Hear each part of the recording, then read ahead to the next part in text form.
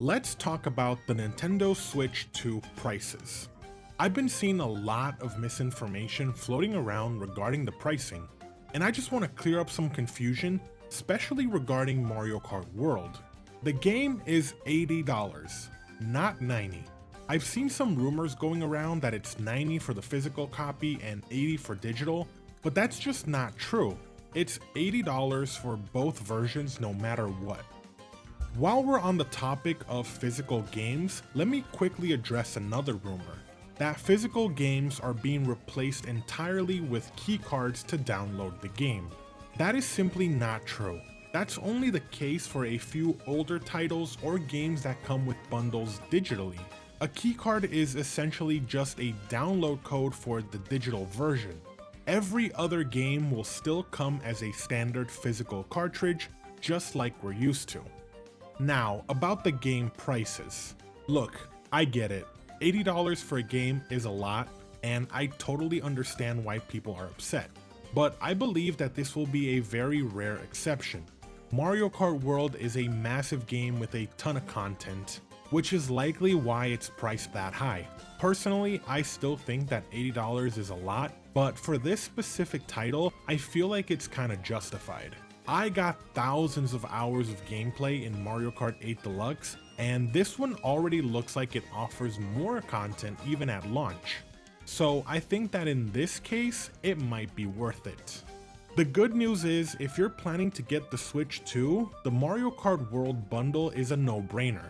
That brings the price of the game down to just $50, since the base Switch 2 is $449 and the bundle is $499.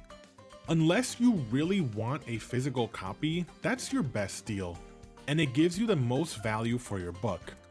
Now, the $80 price tag seems to only apply to Mario Kart World. Every other Switch 2 game is expected to be $70.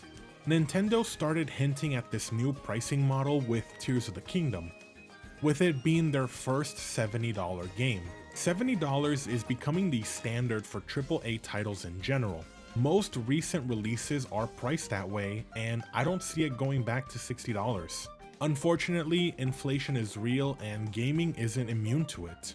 To give you another example, take Donkey Kong Bonanza, another upcoming AAA game from one of Nintendo's core franchises. It looks incredible.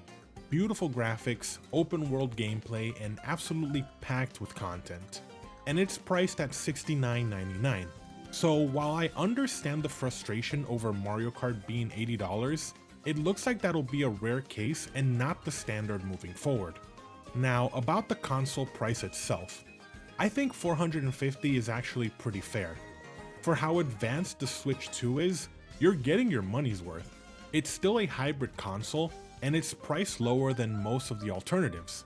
If you're comparing it to the Xbox Series X, PS5, and Steam Deck, the Switch is either the same price or even cheaper. We don't fully know what the Switch 2 is capable of yet, but reports suggest that it runs games more smoothly than the Steam Deck in handheld mode. It has a bigger, higher resolution screen, runs at 1080p with 120Hz, and can handle better frame rates. In docked mode, it can hit 120 FPS and 4K resolution. Honestly, the Switch 2 is a beast. Nvidia confirmed that it's around 10 times more powerful than the original Switch, and it should be able to run nearly any game out there without any issues. Unless you're specifically after PlayStation exclusive, the Switch 2 might be all you need. I'm confident most games will be available and run smoothly on it. To summarize, while I think the prices might be steep at first, when you consider what you're getting, I think it's worth it.